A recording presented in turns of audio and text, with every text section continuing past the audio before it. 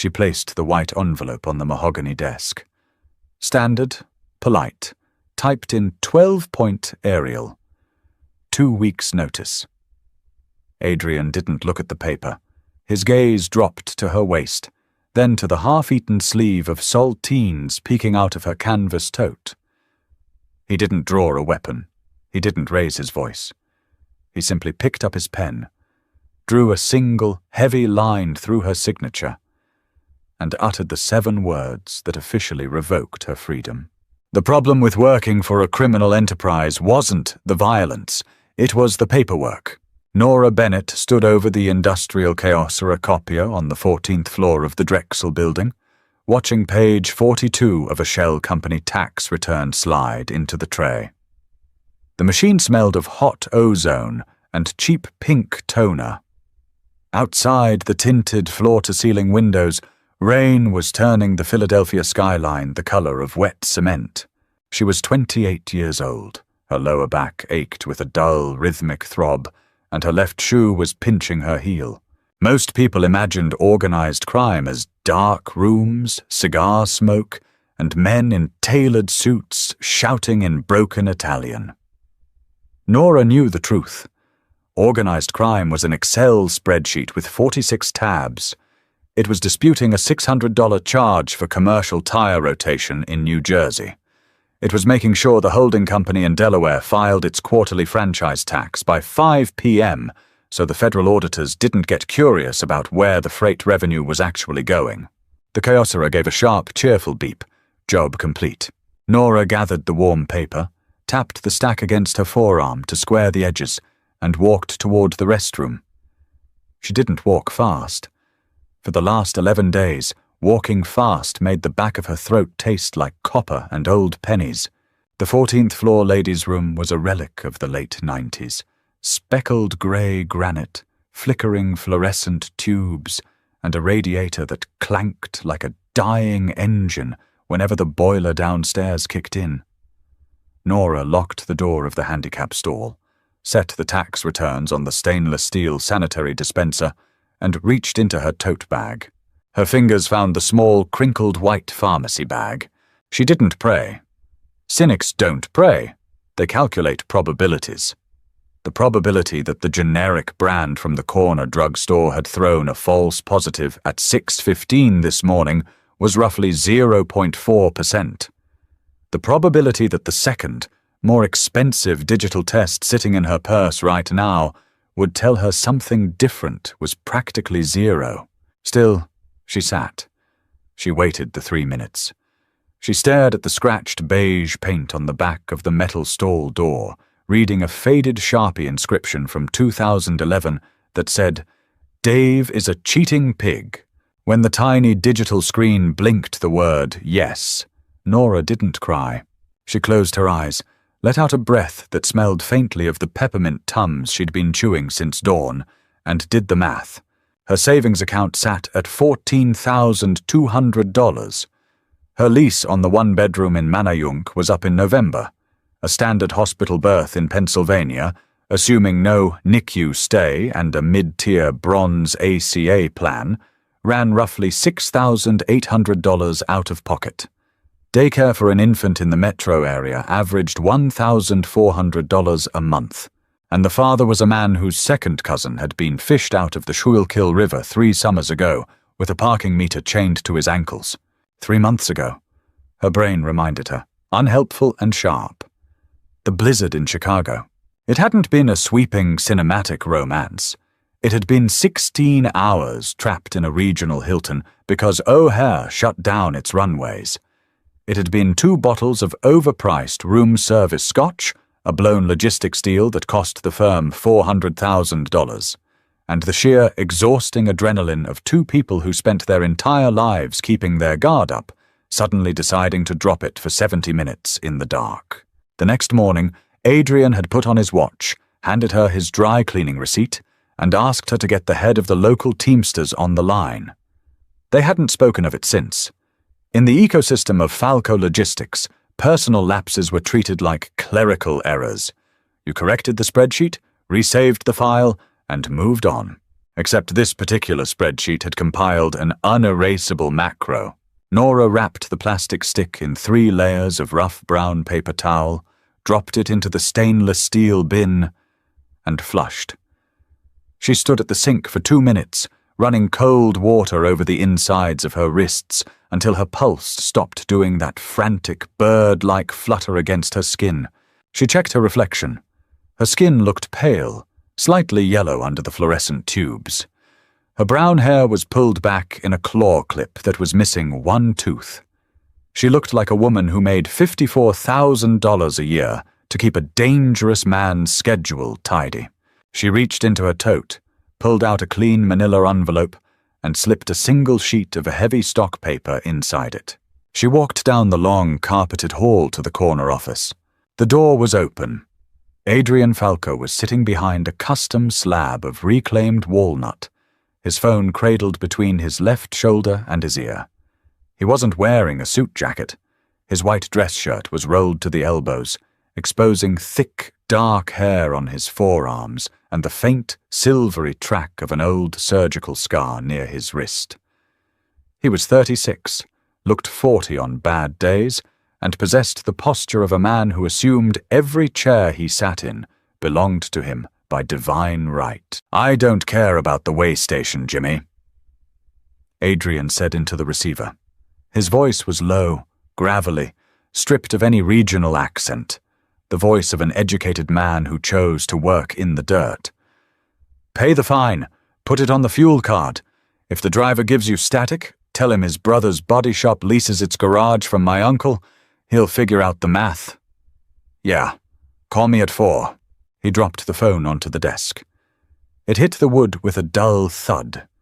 He didn't look up immediately. His eyes remained fixed on a yellow legal pad covered in tight, left-handed scrawls. "The Delaware filing go through?"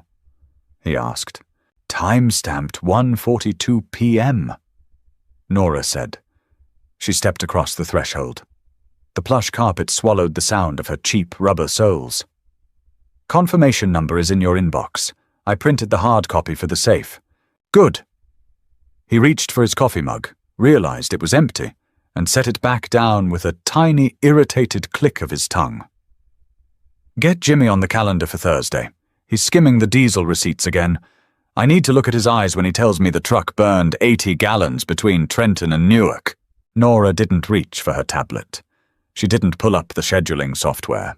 She walked to the edge of the walnut slab and set the manila envelope down, dead center, right over his yellow legal pad. Adrian's pen stopped moving. The nib hovered a millimeter above the paper. He didn't lift his head for 3 seconds. When he did, his dark, heavy-lidded eyes tracked up her arm, past her shoulder, resting squarely on her face. There was no warmth in him. There was rarely warmth in him. Adrian Falco looked at the world the way an insurance adjuster looks at a flooded basement, calculating the damage, checking the liability limits. "What is this?" he asked. "Standard notice," Nora said. Her voice held. That was her one point of pride. Her voice always held. 2 weeks. My last day on the payroll will be the 14th.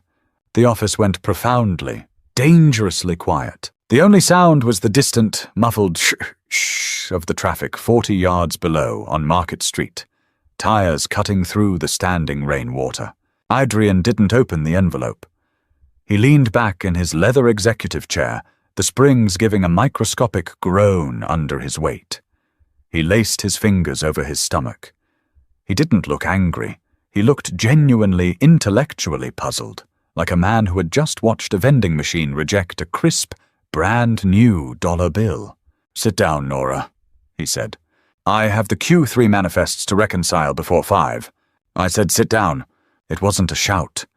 It was a drop in register. It was the tone he used when he told the guys from South Philly to put their hands on the hood of the car. Nora pulled out the upholstered guest chair and sat, keeping her knees together, her canvas tote resting firmly in her lap like a shield. Adrian reached out, picked up the envelope, and slid his thumb under the flap. The paper tore with a clean, dry rip.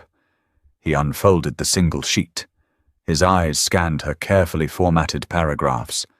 The standard boilerplate thanking Falco Holdings for the opportunities for professional growth, the polite offer to train her replacement. He read it twice.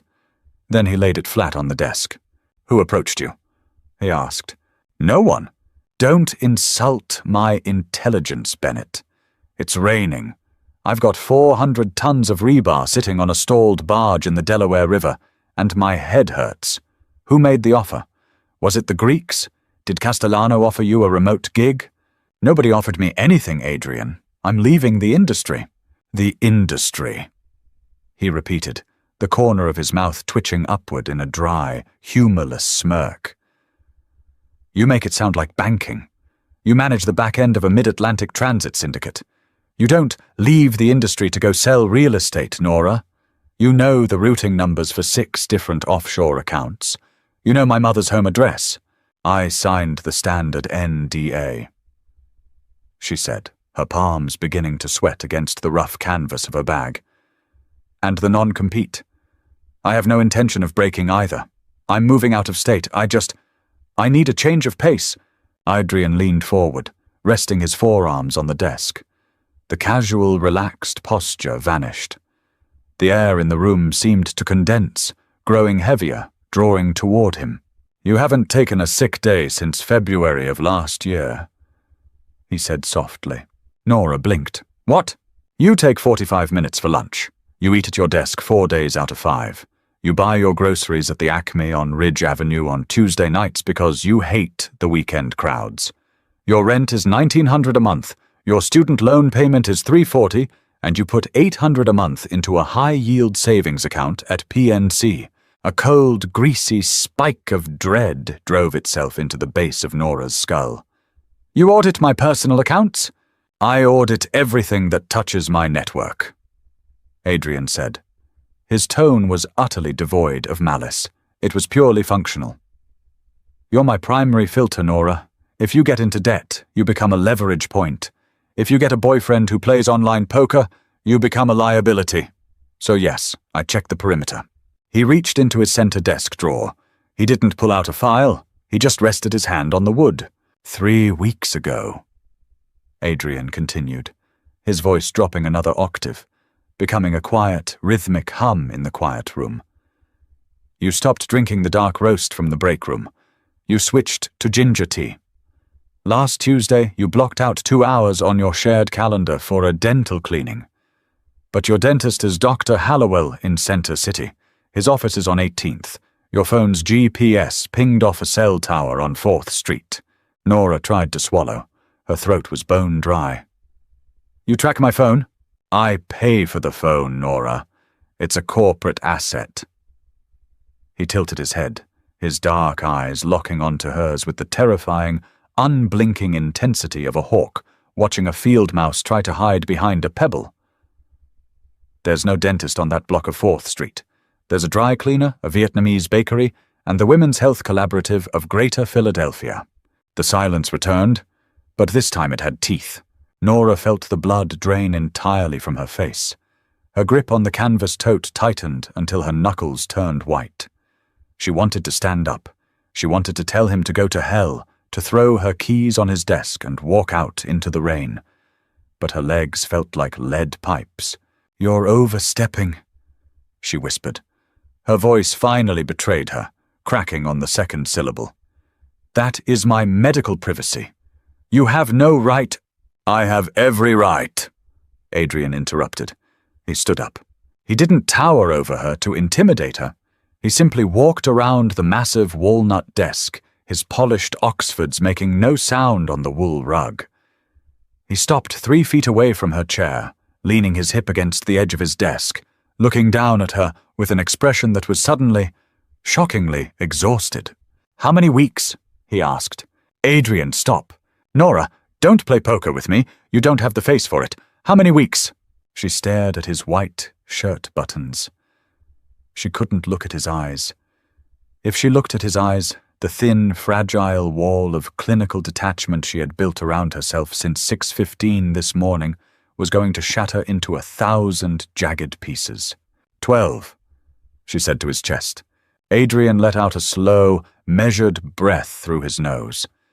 He looked up at the ceiling for a brief moment, his jaw muscle working, flexing hard once, twice. "The night in Chicago," he said. It wasn't a question. "The math works out." She muttered, her voice brittle. "Congratulations. You can do basic subtraction. Now, if you'll sign the bottom of the notice, I'll go clean out my desk." She reached out to take the paper back. Adrian's hand moved with a speed that defied his relaxed posture. His fingers caught her wrist, not hard enough to bruise, but firm enough to lock her in place. His skin was warm, dry, calloused at the base of the palm. "Look at me," he said. Nora forced her head up. Her eyes were burning with unshed, furious tears. "Let go of my arm, Adrian. You think you're going to walk out of this building?" he said, his voice dropping into a register that felt like cold iron against her spine. "You think you're going to pack up your little apartment in Manayunk, get a job at some anonymous logistics firm in Ohio, and raise my kid in a 2-bedroom townhouse near a strip mall? It's my child. It's a Falco," he corrected, his grip tightening just a fraction. "Do you have any idea what Jimmy Gallo's people would do if they found out you were carrying my blood out there in the open, entirely unprotected? Do you think the Russians check a birth certificate before they run a car off the road to send a message?" "Nobody knows!" she yelled, the panic finally breaking through the ice. "Nobody knows because we don't talk about it. I'm a nobody to them." "You're my secretary," Adrian said quietly. "You've sat in on 40 meetings. You're the gatekeeper. And now—" He looked down at her stomach, his gaze lingering there for a long, heavy second before returning to her eyes. "You're carrying the only piece of leverage on this earth that could actually make me hesitate." He let go of her wrist. He reached behind him, picked up his black Mont Blanc fountain pen from the desk, and unscrewed the cap. He didn't look at her resignation letter as he pulled it toward him. He simply drew a single, thick, black line diagonally through her signature at the bottom of the page. "Like it or not, you're staying," Adrian said. He capped the pen with a sharp, definitive snap. "That baby is mine. I will call the police," Nora said. She was standing now. Her chair had scraped back against the carpet. Her chest was heaving, the adrenaline turning the peppermint taste in her mouth bitter and sour. "I will walk down to the lobby, I will find the beat cop on Market Street, and I will tell him you are holding me against my will." Adrian didn't even blink. He tossed the ruined resignation letter into the wire wastebasket beneath his desk. "The beat cop on Market Street is Sergeant Miller," Adrian said, checking his wristwatch. "His daughter plays travel softball. My company sponsors her team's charter buses. You tell Miller I'm keeping you here, he'll offer to carry your bags down to the car." "You can't own people, Adrian. This is the 21st century. "I don't own people, Nora. I manage risk." He picked up his suit jacket from the back of his chair and shrugged into it, the dark charcoal wool settling over his broad shoulders like armor. "Right now, you are a walking, talking catastrophic risk to my organization. You're emotional, you're exhausted, and your plan for the next 6 months consists of running away with 14 grand in the bank and hoping nobody notices your belly getting big." He picked up his phone and pressed a single speed dial button. "Sal," Adrian said into the speaker, "bring the Suburban to the loading dock. Bring Frankie. We're taking Nora home." "My apartment," Nora started. "We aren't going to Manayunk," Adrian said, cutting the call. He looked at her, his expression softening just enough to show the terrifying, absolute certainty underneath. "Your lease is being terminated today. Sal's sister runs a packing crew. They're at your place right now putting your winter clothes in boxes." "You broke into my apartment?" "I sent a professional bonded moving team to secure your personal effects," he corrected calmly. "They have boxes for the kitchen stuff. Don't worry about the sofa. It was cheap IKEA crap anyway. I'll have it donated." Nora stood, frozen. The sheer, terrifying momentum of his world was sweeping over her like a tidal wave. For 3 years, she had watched Adrian Falco rearrange the lives of trucking contractors, city councilmen, and union stewards with a few casual phone calls. She had admired the efficiency of it. She had formatted the memos. She had never imagined what it felt like to be the spreadsheet being optimized. "I won't go," she whispered. Her knees were shaking so hard she had to lean her hip against the back of the guest chair to stay upright. "I will scream in the elevator. I'll make a scene in the lobby." Adrian stopped halfway to the door. He turned back. He walked up to her, invading her personal space until she could smell the clean, dry cedar scent of his cologne mixed with the rain on his jacket. He didn't touch her. He just looked down into her pale, terrified face. "If you scream in the elevator," Adrian said, his voice barely louder than a breath, "Sal will carry you out over his shoulder, and every single employee on this floor will assume you had a nervous breakdown. If you fight me in the street, I will have Dr. Abrams sign a medical directive stating that your pregnancy is high risk and requires immediate, monitored bed rest. I have 3 different judges in this county who will sign an emergency conservatorship before your tea gets cold." He leaned down an inch, his eyes dark, vast, entirely unyielding. "I am not trying to hurt you, Nora, but you need to understand something right now.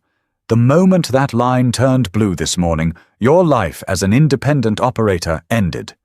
You belong inside my perimeter now. You fight me. You waste energy you need for the kid. So pick up your bag." She stared at him. She hated him in that moment, with a purity that felt almost holy. She hated his expensive suit. She hated his calm, logical voice. And most of all, she hated the tiny, traitorous part of her own exhausted brain that realized he was right about the Russians. Slowly, her fingers uncurled from the back of the chair.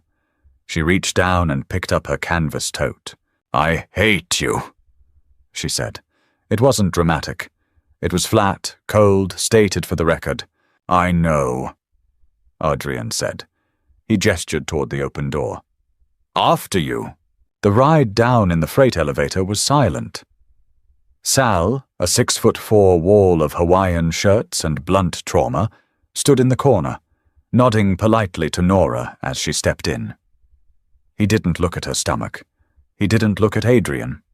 He just stared at the floor indicator lights like a well-trained mastiff. The Suburban was waiting in the rain-slicked concrete loading dock behind the building. The engine was running, sending plumes of white exhaust into the damp, chilly air. Adrian opened the rear passenger door himself. Nora climbed in. The leather seats were heated. There was a bottle of Voss water and a fresh, unopened sleeve of saltine crackers sitting in the center console cup holder. She looked at the crackers, then looked out the tinted window as Adrian slid into the seat beside her, bringing the smell of the wet city inside with him. The heavy door shut with a solid, hermetic thud, cutting off the sound of the rain entirely. "Drive, Sal," Adrian said. The big SUV pulled out of the dark dock and merged into the grey, sludgy flow of Philadelphia afternoon traffic. Nora watched a woman in a yellow raincoat hurrying across the intersection, struggling to keep a cheap umbrella inside out against the wind. A normal woman. A woman going home to a normal kitchen to eat a normal dinner. Nora closed her eyes, rested her forehead against the cool glass of the window, and felt the first, tiny, undeniable flutter of nausea rise in her chest. The main line did not look like a place where men got put into the trunks of Lincoln Town cars. It looked like old money, wet asphalt, and 200-year-old oak trees dripping rain onto manicured boxwood hedges. The Suburban turned off Montgomery Avenue in Gladwin, tires crunching over a quarter-mile of crushed grey gravel before stopping in front of a sprawling, 3-story stone colonial. There were no iron bars on the windows. There were no men standing on the porch with tactical rifles. There was only a wreath of dried eucalyptus on the front door and 3 discreet, matte black domes tucked into the copper rain gutters. Thermal imaging cameras wired directly to a server rack in the basement. Sal put the vehicle in park. The engine ticked as it cooled. "We're here," Adrian said. He didn't wait for Sal to open the door. He stepped out into the drizzle, walked around the rear bumper, and held his hand out to Nora. She didn't take it. She swung her legs out, her pinched heel slipping slightly on the wet stainless steel running board. She caught the door frame to steady herself.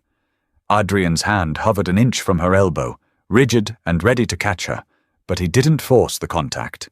He let her find her own balance. Inside, the house smelled of beeswax polish, steam heat, and very old wool rugs. A woman in a pressed grey cardigan came out of the hallway.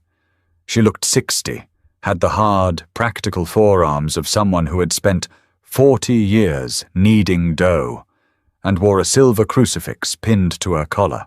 "Mrs. Trent," Adrian said, unbuttoning his damp overcoat. "Take Nora's coat. Tell Frankie to bring the boxes from the garage up to the East Guest Suite. The East Suite gets the morning sun," Mrs. Trent said. Her voice was a flat, dry, Western Pennsylvania drawl. She didn't offer Nora a warm, maternal smile. She looked at Nora's waist, gave a single curt nod of professional assessment, and took the canvas tote from her stiff fingers. "I put clean linens on the king bed. There's chicken soup on the stove. Real stock, not the canned garbage full of sodium." "I'm not hungry," Nora said. "You'll eat a bowl anyway." Mrs. Trent replied, calmly, turning toward the kitchen. "The doctor said 80 grams of protein a day. You look like you've been surviving on tap water and spite." Nora stood in the center of the grand foyer. Above her, a brass chandelier hung from a 2-story ceiling. To her left was a formal living room with furniture that looked like it had never been sat on. To her right was a mahogany-paneled library. It was a beautiful house. It felt like a very expensive, very quiet tomb. "I need my work laptop," Nora said, turning to Adrian. He was hanging his coat in the hall closet. "Your corporate access has been rerouted. You can use the terminal in the library." "Rerouted? You aren't on the general VPN anymore, Nora." He closed the closet door. His white shirt was rumpled at the waist where he'd been sitting. "You don't handle the field manifests or the dispatch logs starting today. You're strictly internal auditing. Tax prep, real estate holdings, legitimate payroll. You're taking my accounts away. I am removing you from any file that contains the names of active drivers or union stewards," he said. He walked past her, his shoulder brushing hers, heading toward the library. "If Jimmy Gallo's people manage to clone your hard drive, I don't want them finding out which route the high-value electronics are taking out of the Camden yards next Tuesday. You're in the clean room now." She followed him into the library. On a massive pedestal desk sat her familiar Dell monitor, her ergonomic keyboard, and her favorite coffee mug, the chipped ceramic one she'd bought at a thrift store in college. Seeing that cheap $3 mug sitting on a desk worth more than her card did something terrible to her chest. It was the absolute proof of her capture. They hadn't just taken her, they had neatly, efficiently packed up her identity and set it down inside his perimeter. "I want to go to a real clinic," she said to his back. Her voice was shaking, but she locked her knees. "I want my own doctor, not some guy who sews up bullet wounds on your kitchen table." Adrian stopped by the sideboard. He poured 3 fingers of club soda into a glass, dropped a wedge of lime into it, and turned around. He handed it to her. "Dr. Abrams is a board-certified obstetrician," Adrian said quietly. He spent 12 years at Penn Medicine before his brother got into 50 grand of gambling debt with the Greeks. "I bought the paper. Abrams works private practice for my family now. His medical license is spotless, his equipment is state-of-the-art, and most importantly, his nurse doesn't gossip to her sister who dates a guy from South Philly. Take the glass. Don't take the glass." Her stomach gave a sharp, treacherous squeeze. The smell of the lime cut through the lingering scent of wet wool in her nose, instantly settling the acid in her throat. She took the glass. She took a long, cold sip. "This is kidnapping," she said. looking at the bubbles rising to the surface. "This is quarantine," Adrian corrected. He sat down in the leather armchair near the window, pulling his phone from his pocket. "Get some sleep, Nora. Tomorrow is October 1st. We have quarterly projections to run, and I don't like my accountants tired." By week 16, the waistbands of her pencil skirts stopped negotiating. Nora didn't ask for maternity clothes. She refused to give the house the satisfaction of outfitting her. Instead, she sat at the library desk in her oversized grey Manayunk sweatpants and a black Falco Logistics fleece she'd stolen from the supply closet 3 years ago, typing numbers into cell G14. Outside, November had arrived in a flurry of hard grey frost. The routine of the house was a clockwork machine. At 7 a.m., Mrs. Trent left a soft-boiled egg, 2 slices of dry rye toast, and a prenatal vitamin on the corner of the desk. At 1 p.m., Sal walked the perimeter with a German shepherd that didn't bark. At 6:30 p.m., Adrian came home. He didn't always come home clean. 4 days ago, he had walked through the front door at midnight, smelling sharply of industrial bleach and cheap diesel fuel. He hadn't come into the library. He had gone straight up the back stairs to the guest bathroom, run the shower for 40 minutes, and left his clothes in a tied plastic trash bag on the back porch for Sal to burn. Nora hadn't asked. "You didn't survive 11 years in public accounting by asking what the client did with the bleach. He's running small today," Dr. Abrams said. The doctor was 55, wore wire-rimmed glasses, and possessed the tired, gentle bedside manner of a man who had long ago traded his moral ambition for a quiet life. He had set up a portable General Electric ultrasound unit right on top of Adrian's mahogany desk, moving the Mont Blanc pen stand to make room for the gel bottle. Nora lay on the leather examination table they'd hauled in from the pool house. Her shirt was pulled up to her ribs. The cold gel made her shiver. Adrian stood at the head of the table. He wasn't wearing his jacket. His arms were crossed over his chest, his eyes glued to the small, flickering grey monitor. "Small?" Adrian's voice was sharp. Instantly, the posture of the room shifted. Sal, standing by the door, shifted his weight. "Within normal limits, Mr. Falco," Dr. Abrams said smoothly, tapping a keyboard command to freeze the frame. 45th percentile for gestational age. Heart rate is 152 beats per minute. Strong, regular rhythm. The placenta is high and posterior, which is ideal. On the screen, a tiny white, alien-like profile was curled into a tight C shape. A small white dot pulsed rapidly in the center of its chest.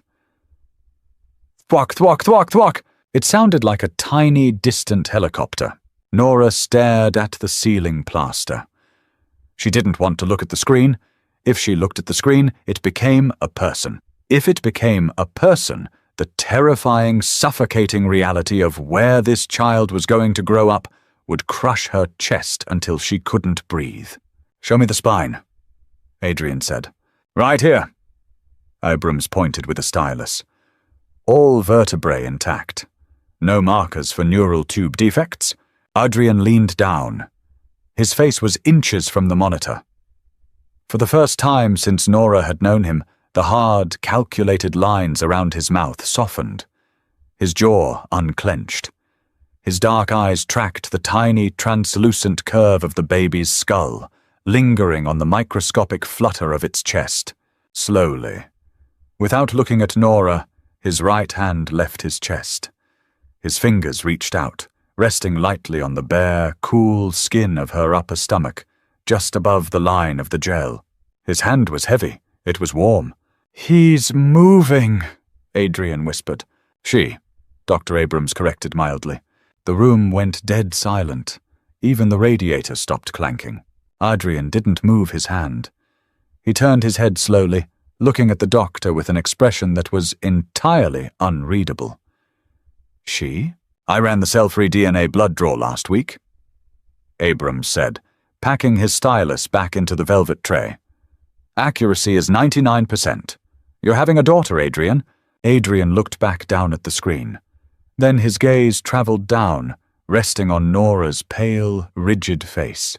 He didn't say a girl. He didn't say congratulations. His fingers tightened against her skin, just enough for her to feel the rough calluses on his palm. The hands of a man who had built a freight empire out of blood and diesel bills. Double the perimeter guard, Adrian said to Sal without turning around. Tell Frankie I want the lower gate reinforced with steel bollards by Friday. Nobody gets within half a mile of this property without their license plates run through the state database. Adrian! Nora started, her voice cracking. Quiet, he said softly, looking down into her eyes. There was no cruelty in his voice, only a heavy, absolute finality. A boy can fight his way out of this business if he has to.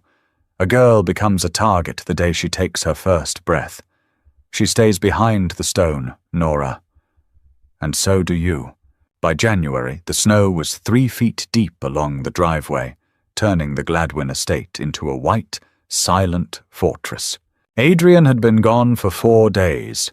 The Castellano faction in North Jersey had disputed a container shipment of imported olive oil at the port of Newark, a shipment that contained $12 million worth of untaxed European pharmaceuticals, false-bottomed inside the tins. It required a sit-down. Sit-downs required Adrian to be in a windowless room behind a bakery in Hoboken with 3 lawyers and 2 men who carried snub-nosed revolvers in their ankle holsters. Nora sat in the library, the glow of the desk lamp cutting through the early 4 p.m. winter twilight. She was 21 weeks along. The baby, the girl, her mind whispered late at night when the house was dark, was kicking against her lower ribs with the rhythmic, stubborn thump of a tiny fist hitting a door. The house phone on the corner of the desk buzzed. The internal intercom line. Nora pressed the speaker button. Yes? Miss Bennett! Frankie's voice came through. He was down at the gatehouse, a quarter-mile away at the edge of Montgomery Avenue. He sounded tense, his breath clipping the microphone. We got a delivery. Nothing is scheduled today, Nora said, pulling up the master logistics calendar. The grocery delivery isn't until Thursday morning. It ain't groceries, Frankie said. It's a private courier, kid in a Honda Civic. Said he was paid $50 cash by a guy at a diner in Conshohocken to drop a package at our gate. Addressed to you. Personal. Nora's hand froze over her keyboard. Did you scan it? Sal ran the wand over it. No metal, no chemical signatures. It's a cardboard box from that high-end department store in King of Prussia. Nordstrom. Bring it up to the porch, Nora said. Her dry throat clicked. Don't bring it inside. 5 minutes later, she stood at the glass French doors of the library, looking out onto the snow-covered stone patio. Sal stood in the freezing wind, wearing heavy black leather gloves. On the glass patio table sat a pristine, silver-wrapped gift box, tied with a thick white satin bow. Sal looked through the glass at her, gave a curt nod, and pulled his pocketknife. He slit the silver paper down the side.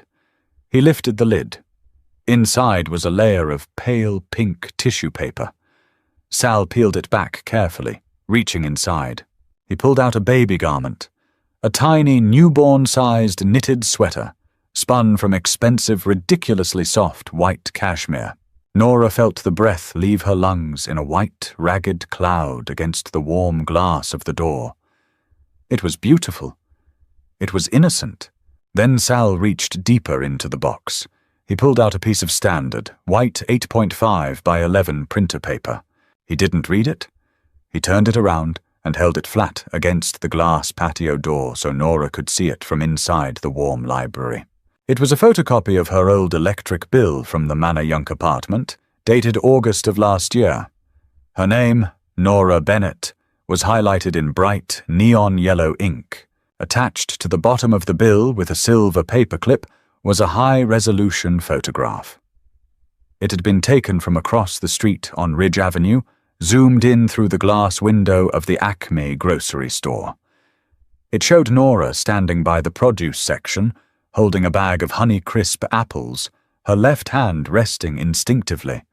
protectively over the small, early swell of her stomach. Written across the bottom of the photograph, in neat black block letters, were 5 words. "Pretty girl, keep her warm." Nora's knees gave out. She didn't fall to the floor. She caught the heavy brass handle of the French door, her knuckles turning white, her forehead resting against the freezing, cold pane of glass. The baby gave a sharp, violent kick against her ribs, as if reacting to the sudden, chemical spike of pure terror dumping into her mother's bloodstream. The library door behind her banged open. Nora didn't turn around.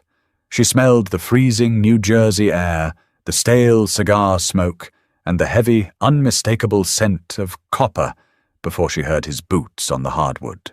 Adrian didn't take off his coat. He walked straight past her, threw the locking bolt on the French doors, and shoved them open into the winter wind. He snatched the paper from Sal's gloved hand. He stared at the photograph for 3 seconds. His face didn't turn red. He didn't shout.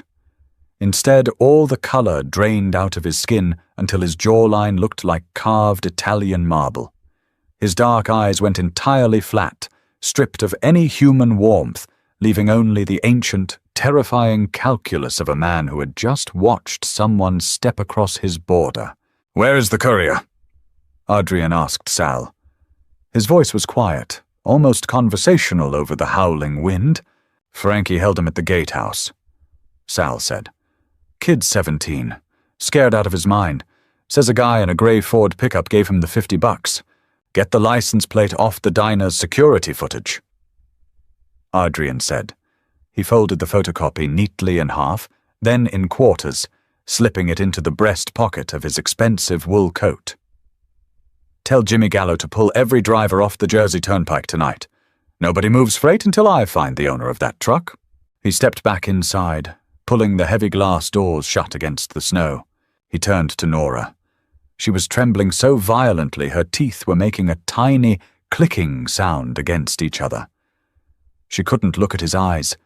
She looked at the pink tissue paper still visible through the glass on the patio table. Adrian reached out.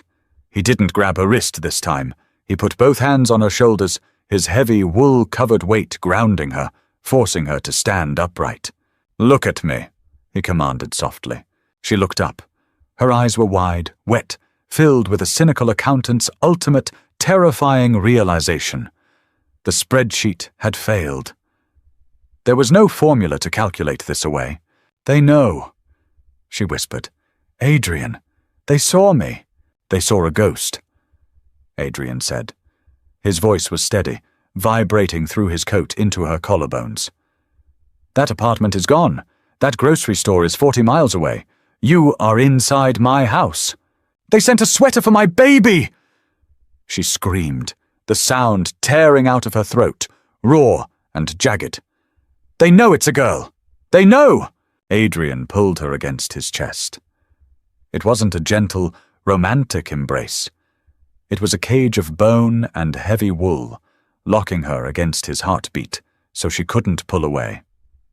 He pressed his face into the side of her neck, his rough morning stubble scraping her skin. "Let them look," Adrian said into her hair, his voice dropping into a register that sounded like a promise made over a dark, open grave. "By tomorrow night, the man who took that picture won't have eyes to see her with. You didn't track a turf war by counting bodies on the evening news. You tracked it through the operating expenses." By mid-February, Nora sat at the library desk with her swollen feet propped on a leather ottoman, staring at tab 12 of the master ledger. Fleet maintenance and legal retainers. In the last 14 days, Falco Logistics had spent $82,000 on emergency tow trucks in northern New Jersey. They had spent $140,000 on bail bondsmen in Essex County. 3 refrigerated Peterbilt tractor-trailers had been written off as total losses due to electrical fires, while parked in secured lots. The Castellano family wasn't shooting at Adrian in the street. They were doing something much more dangerous to a man with fixed overhead. They were bleeding his cash flow. The baby kicked hard against Nora's ribs, a sharp, rolling pressure that made her catch her breath and drop her hands to her lap. 32 weeks. Her skin felt stretched thin, tight as a drum across her stomach. She couldn't see her own kneecaps anymore. The heavy oak door of the library swung open. Adrian walked in. He wore a dark wool suit, but the tie was gone, the top 2 buttons of his shirt undone.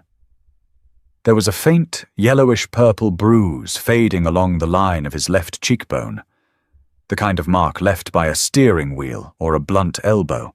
He didn't go to the bar. He walked straight to her desk, carrying a brown, grease-spotted paper bag. He set it down beside her keyboard. "What is that?" Nora asked. Her voice was raspy from the dry winter heat of the radiators. "Pretzels," Adrian said, collapsing into the leather armchair opposite her desk. He rubbed the bridge of his nose with his thumb and forefinger, his eyes squeezed shut. From the place on Reading Terminal, the ones with the coarse salt. Nora stared at the bag. She hadn't mentioned pretzels to him. She hadn't mentioned them to anyone. She had simply spent 20 minutes looking at a food blog on her monitor at 2 o'clock in the morning when the heartburn wouldn't let her sleep. "Your router flags my browser history," she stated. It wasn't a question. "I have an automated script," Adrian murmured, his eyes still closed. "It flags any search query originating from this IP address containing the words pain, hospital, police, train schedules, or food. You looked up soft pretzels 4 times yesterday. Eat." She reached into the bag. The pretzel was still warm, wrapped in foil. She broke off a corner. The salt hit her tongue, sharp and satisfying, grounding her against the surreal absurdity of her life. "We're down 400 grand this month," Nora said, chewing. She pointed a pen at the monitor. "If the Camden dock workers go on strike next week like Jimmy Gallo says they will, you won't make the quarterly payment on the commercial real estate debt in Delaware." Adrian opened one eye. "You're worrying about my debt coverage ratio while eating a pretzel I brought you. I'm an accountant, Adrian. Bad math offends me." She swallowed, her tone dropping, losing its defensive edge. "The Castellano crew burned another truck in Newark last night. Frankie said the driver ended up in the ICU with 3rd-degree burns." Adrian's face went still. The exhaustion vanished, replaced by that familiar, terrifying stillness. He sat up, resting his elbows on his knees, looking at her swollen stomach before meeting her eyes. "The driver's name is Pete," Adrian said quietly. "He has 2 kids. His wife's mortgage is being paid out of my personal account by noon tomorrow, and the man who threw the road flare into Pete's cab is currently sitting in a basement in South Philly trying to remember his own middle name." "Is this going to end?" she asked. "It ends when Castellano accepts that the New Jersey Turnpike belongs to my family," Adrian said. He stood up, stepping around the desk until he was standing beside her chair. "Or it ends when his nephews decide he's too old to run the business and retire him to Florida." He reached down. His large hand rested on the high curve of her stomach. The baby, as if recognizing the deep, baritone vibration of his voice in the room, rolled directly into his palm. Adrian's breath hitched.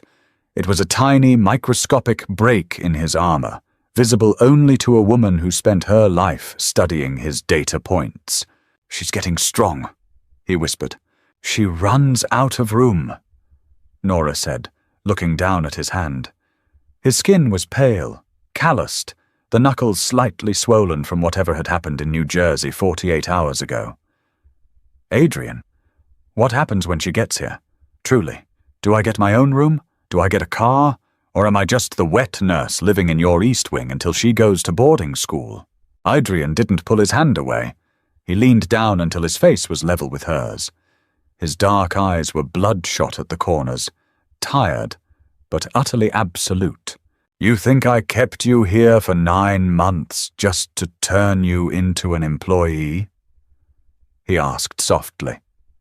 "You're the mother of my heir, Nora. You don't get a car because you don't drive alone anymore. You don't get your own apartment because my daughter doesn't sleep in a building I don't own. That's a prison. That's safety. He corrected, his thumb stroking the rough cotton of her fleece once, gently.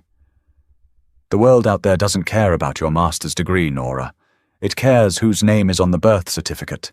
You stay with me. You run the books. You raise the kid. And in return, nobody on this earth ever gets to make you feel small again. He stood up, adjusting his suit jacket over his bruised ribs. Get some sleep, he said. Abrams is coming by at 9 tomorrow to check your blood pressure.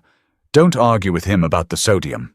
The spring rains arrived on April 4th, heavy and cold, turning the Gladwin estate into a swamp of mud and budding oak leaves. Nora was 38 weeks along. She didn't walk anymore. She waddled, her lower back locked in a permanent, agonizing spasm. She sat in the library at 9 o'clock at night, trying to reconcile the March bank statements, when the desk lamp flickered, buzzed, and died. The computer monitor went black. Down the hall, the grandfather clock kept ticking. 10 seconds later, the deep, low thrum, thrum, thrum of the industrial diesel generator in the basement kicked in. The emergency backup lights, dim yellow LED strips recessed along the baseboards, illuminated the hallway. The library door opened immediately. It wasn't Adrian. It was Sal. He wasn't wearing his usual Hawaiian shirt. He wore a black tactical vest over a dark sweatshirt, and in his right hand, pointing safely toward the floorboards, was a suppressed Heckler & Koch submachine gun. "Miss Bennett?" Sal said. His voice was entirely conversational, which made it 10 times more terrifying. "Away from the windows, please. Come into the interior hall." "What happened to the power?" Nora asked, pushing herself up from the chair. Her knees popped. "Somebody dropped a utility pole on Montgomery Avenue." Sal said, stepping forward to take her elbow with his free hand. He guided her firmly out of the library, away from the glass patio doors. "Probably an accident, wet roads, but Mr. Falco's protocols say we lock the box when the grid goes down." They moved into the windowless center foyer. Frankie was already there, standing near the heavy oak front door, checking the battery feed on a thermal monitor.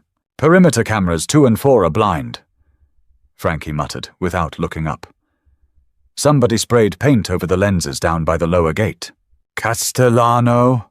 Nora whispered, her hand going instinctively to her stomach.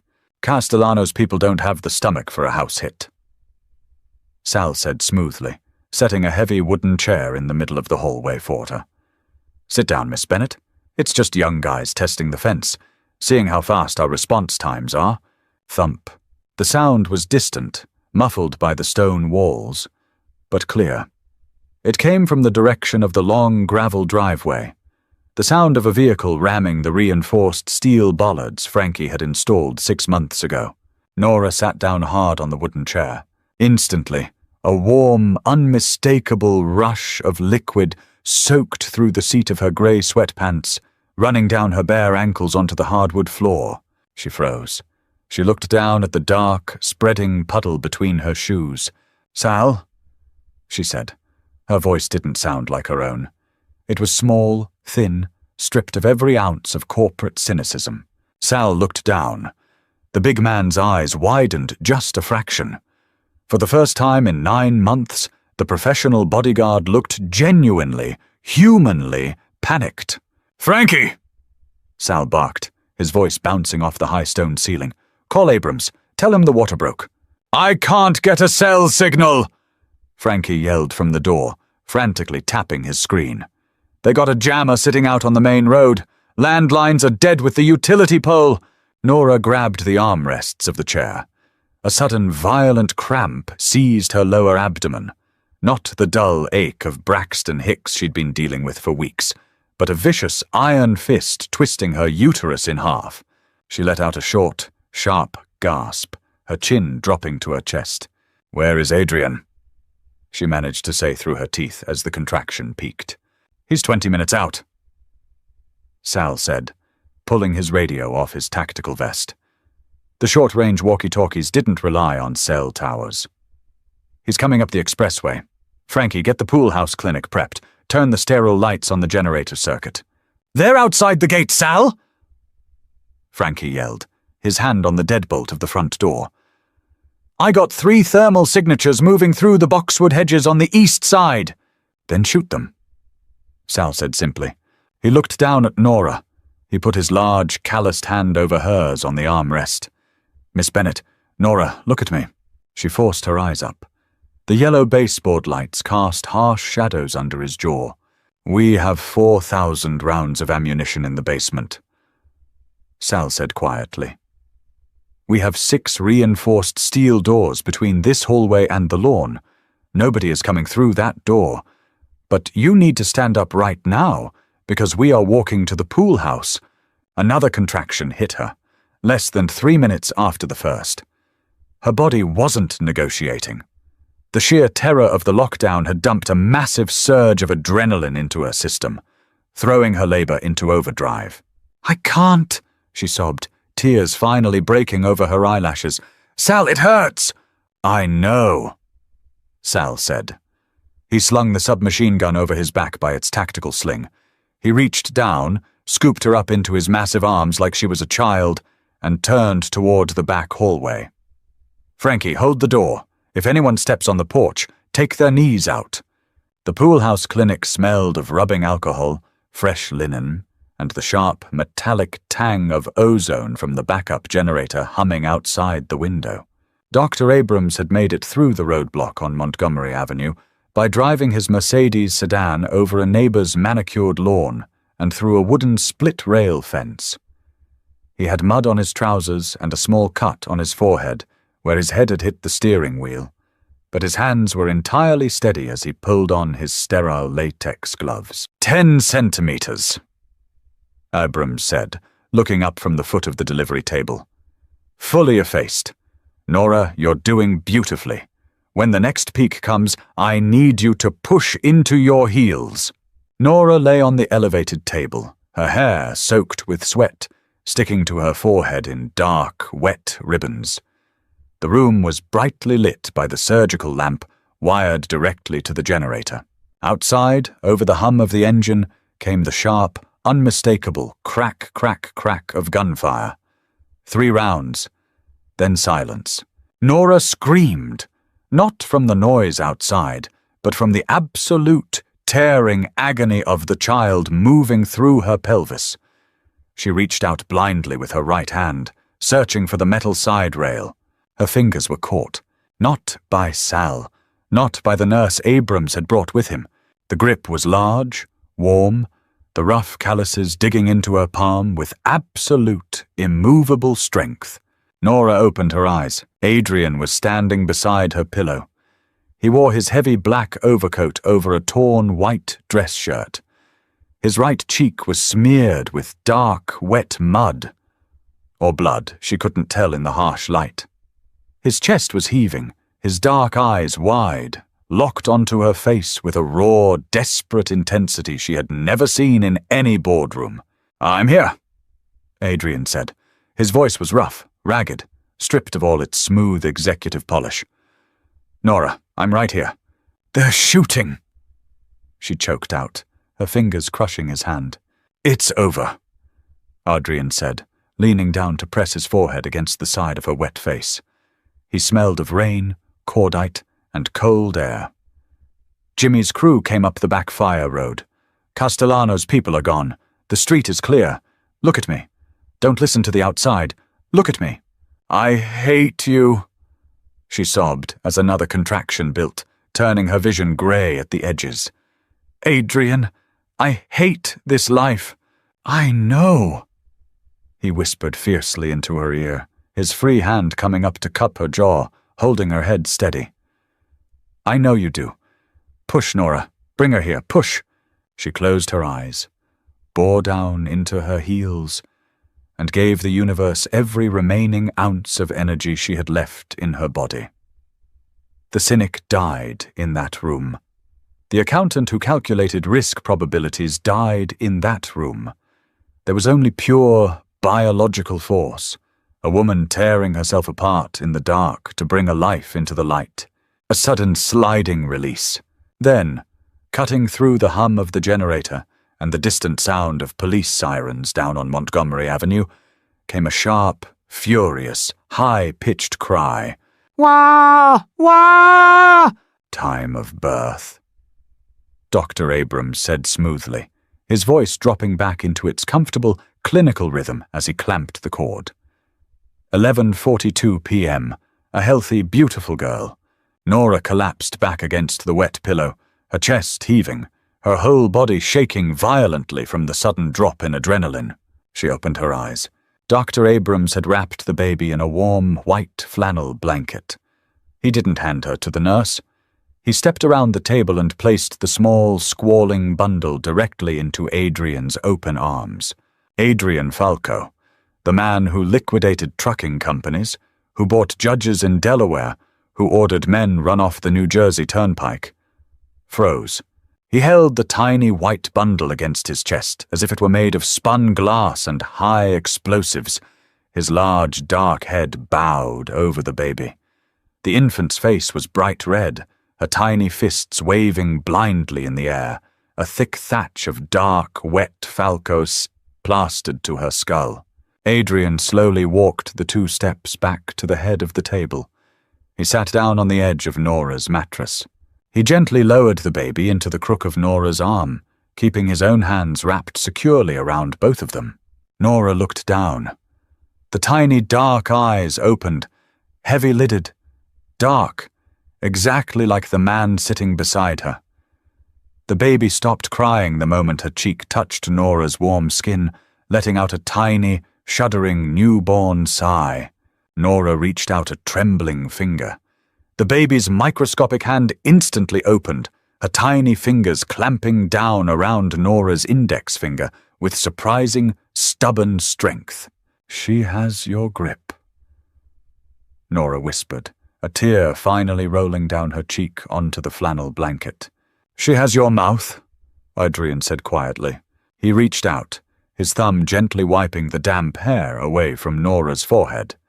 He didn't ask her to sign a contract.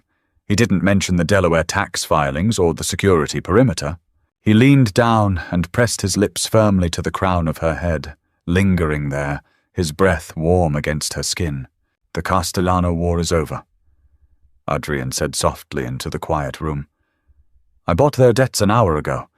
The main line is quiet." Nora looked up at him through her exhausted, tear-blurred vision. She looked at the blood on his collar, the dirt on his coat, and the absolute, terrifying devotion burning in his dark eyes as he watched their daughter breathe.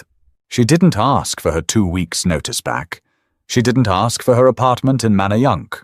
She simply adjusted the white blanket around the baby's shoulders, rested her head against Adrian's heavy wool arm, and closed her eyes inside the cage she had finally learned to call home.